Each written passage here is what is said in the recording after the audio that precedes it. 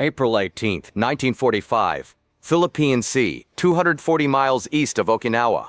A lone Japanese Zero sliced through morning clouds, smoke trailing its failing engine. Ensign Tadayoshi Koga, only 20, tasted blood on his tongue as the aircraft shuddered. Every gust threatened to tear it apart. He knew nothing yet, but in minutes he would attempt the impossible, landing on an American carrier alive, and against all odds survive. Koga's mission began 3 hours earlier from Formosa, a routine patrol. Nothing had felt routine since the Americans advanced relentlessly across the Pacific. His wingman vanished instantly under Hellcat fire. Bullets tore through his fuselage, engines screaming in protest. He dove into clouds, lost orientation and realized his fuel and engine were failing. No land in sight, only the endless sea stretching below. Desperation drove him toward a shape on the ocean. At first he hoped for a Japanese ship, but the deck's American markings betrayed the truth. The USS Bogue, a colossal aircraft carrier, awaited below. Koga's stomach twisted. Turn away, and he would crush. Stay, and he'd be shot. The Zero groaned under him as he lined up the deck. Every heartbeat echoed with impossible decisions. On deck, sailors noticed the Zero descending slowly. Gear down, unarmed. Alarms rang but no shots fired. Commander Harold Dixon stared through binoculars. Disbelief etched on his face.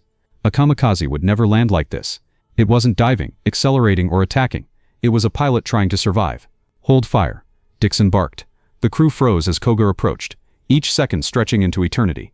The Zero shuddered, smoke billowing. The arresting wires flashed below. Koga exhaled, easing the throttle. The engine quit, nose dipping. The deck rushed upward. Sailors flinched. The Zero slammed onto the wooden deck, bouncing, skidding sideways before the tailhook caught. Silence followed, broken only by the adrenaline-charged realization a Japanese pilot had landed on an American carrier, alive without a single shot fired. Koga's trembling hands rose as sailors cautiously approached, rifles ready but fingers off triggers. Commander Dixon commanded calm, secure the pilot, he's ours. Koga, weak and bleeding, was lifted from the cockpit. Fear and exhaustion made his legs buckle. The once feared enemy pilot now appeared human, small, vulnerable, oil-streaked, a young man barely surviving the day's chaos. Below deck, MPs watched as Koga sat, waiting for brutality he never felt. A medic treated his wounds with calm professionalism, offering water without threat. The contrast between the propaganda he'd been taught and reality rattled him. Americans, he realized, were human, alive, safe and captured without cruelty. The simple humanity of his captors shook Koga more than his crash. News of the Zero spread like wildfire. Engineers swarmed it, inspecting every panel, rivet, and cable. Koga, meanwhile, sat confined, hearing the metallic echoes of his aircraft being dissected. Every detail, every weakness, every design secret would feed American strategy. Duty told him to feel shame, yet survival whispered another truth. He had cheated death, and history would remember this day differently.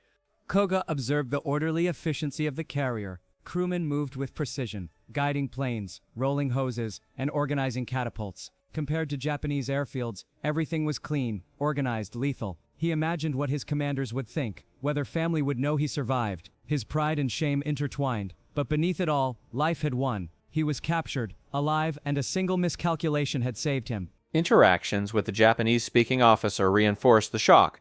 Koga was told survival was not dishonor. Humanity transcended wartime indoctrination.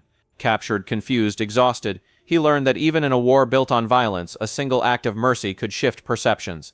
Each moment, from care in the medic's hands to respectful questions, contradicted every lesson he had been taught about his enemy. Above deck, the Zero was carefully moved to hangar bays.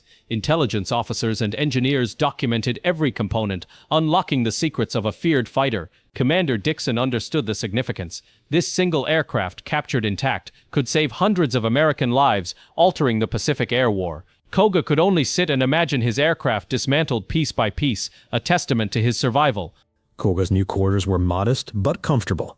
He ate in silence, slowly, mechanically at first, then with hunger. Every bite reminded him he was alive, treated not as a disgrace but as a human. The photograph of the Zero on deck faced him. The mission was over. Fate had claimed the aircraft, but he had been spared, his life preserved despite failure in the eyes of Japan. A morning sun rose over the Philippine Sea. Below deck, Koga sat alone, listening to distant echoes of the deck above. Engineers examined his aircraft, whispering secrets of its design, marveling at its light frame and deadly agility. History was in motion, shaped by a single young pilot's decision to survive. Koga pressed his hand to the bulkhead, feeling both loss and relief. Even as he awaited further questioning, Koga experienced moments of humanity and respect. Captivity was not punishment but protection. Words like dignity and survival challenged his worldview. Ensign Tadayoshi Koga, once trained to resist to the last breath, now sat alive, cared for, and recognized as more than an enemy. History was taking him along, one breath at a time. The captured Zero, carefully loaded for transport to the United States, represented far more than an aircraft. Each panel, bolt, and cable would inform strategy, testing, and simulations. Koga reflected on how a single mistake, one wrong patch of ocean, had turned fate. From despair to survival, his existence changed not just his own life but the trajectory of the Pacific War. And so the legend of Koga's impossible landing lived on. His survival, courage, and the capture of the Zero reshaped intelligence and strategy. Every man aboard the USS Bogue remembered the day a young enemy pilot trusted in life over death. If you found this story incredible, don't forget to subscribe for more real tales from history that show the human side of war.